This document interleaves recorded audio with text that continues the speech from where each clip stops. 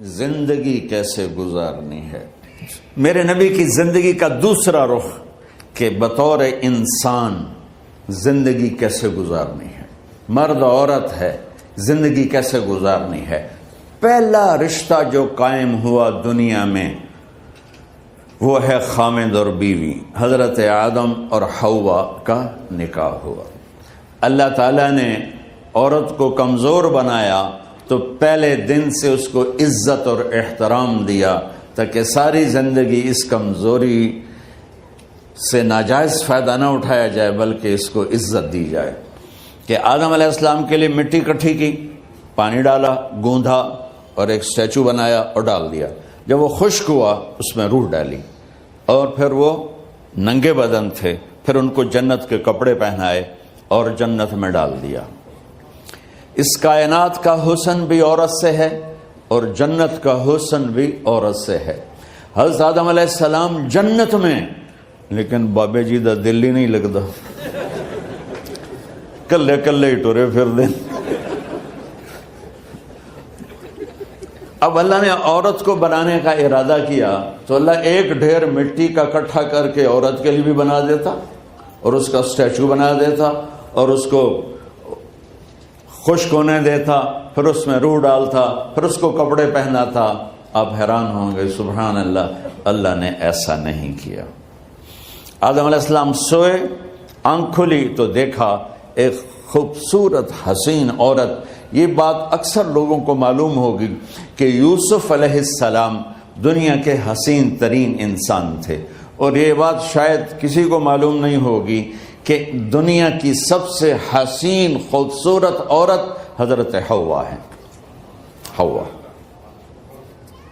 جن پر بڑھاپا آیا ہی نہیں، 1000 سال کے قریب زندگی گزاری، بڑھاپا نہیں آیا۔ حضرت آدم اور حوا قریب قریب عمر تھی۔ حضرت آدم کی عمر تو کتابوں میں مل جاتی ہے 1000 برس، لیکن حضرت حوا کی عمر کتنی تھی یہ کہیں پڑھنے کو ملا نہیں، اس لیے میں اندازہ کرتا ہوں کہ قریب قریب ہوگی۔ بڑھاپا نہیں آیا، بیماری نہیں آئی، اور حضرت حوا کو مینسز بھی نہیں آتے تھے۔ یہ عجیب بات آپ کو بتاؤں، اللہ نے اتنا جنت کا ان کے اندر نمونہ رکھا۔ تو جب حضرت آدم کی آنکھ کھلی تو دیکھا ایک حسن کا پیکر، انہوں تو جنت ہی بھول گئی۔ کہنے لگے یا اللہ ہن دل ٹھریا جا کے، یا اللہ کون ہے؟ یا تیری بیگم؟